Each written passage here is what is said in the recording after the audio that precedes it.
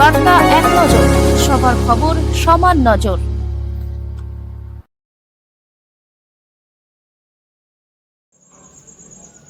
শিয়ালদা বজবজ শাখার Santoshpur rail station প্ল্যাটফর্মে 1 নম্বর রেলের জমি দখল করে দীর্ঘদিন ধরে দোকান বাজার বসে যাত্রীদের যাতায়াত করতে খুব অসুবিধে হয়।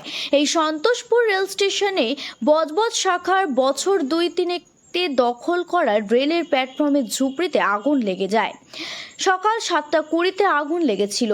10:30টার পর থেকে আবার রেল যাত্রা শুরু হয়।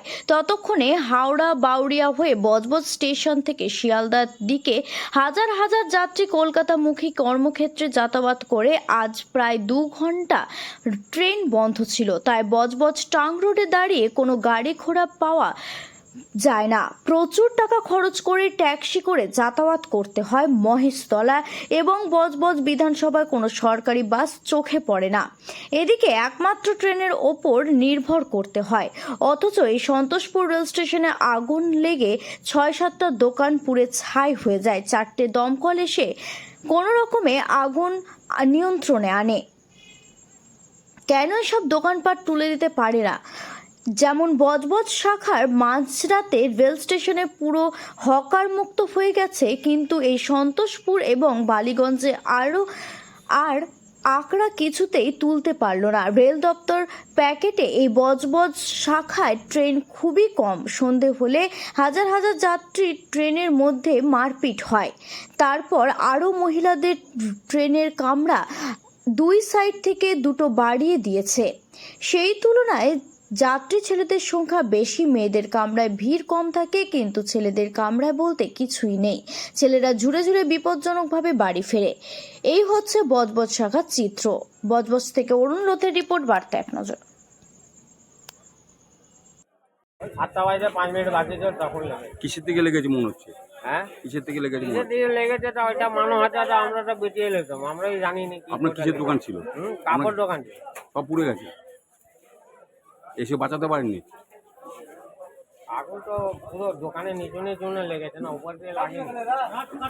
ওপারে তো বারবারই ওপারে হয় লাগে। হ্যাঁ, এবারে ওপারে বেঁচে এই প্রথম এপারে হলো। এটা কত নম্বর প্ল্যাটফর্ম? এটা 1 নম্বর।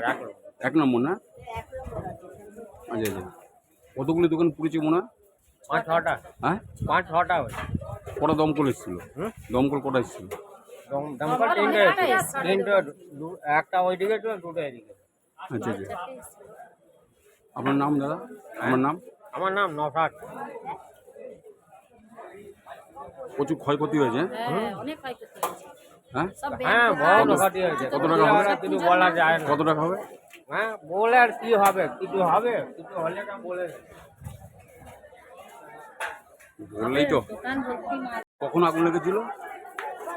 আমরা মানে এই কিছুক্ষণ আগে আমরা মোটামুটি 7:20 ট্রেনে আসতে লাগে। ট্রেনটা আটকে গেছিলো এতে, কোন জায়গা? নিউ আলিপুরে আটকে গেছিলো। হ্যাঁ। ওখান থেকে বললো যে এতে এই স্টেশনটার নাম কি, আমার সন্তোষপুরে আগুন লেগেছে, তাই সেই কারণে ট্রেন যাচ্ছে না।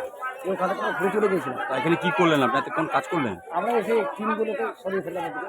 আচ্ছা, এই ঘর ভাঙাতে তাহলে সকাল 7টা থেকে ট্রেন বজবজ লাইনে বন্ধ ছিল, হ্যাঁ বন্ধ। এখন চালু হলো? হ্যাঁ চালু হয়েছে। আপনার নাম? আমার নাম তরুণ মণ্ডল। বাড়ি?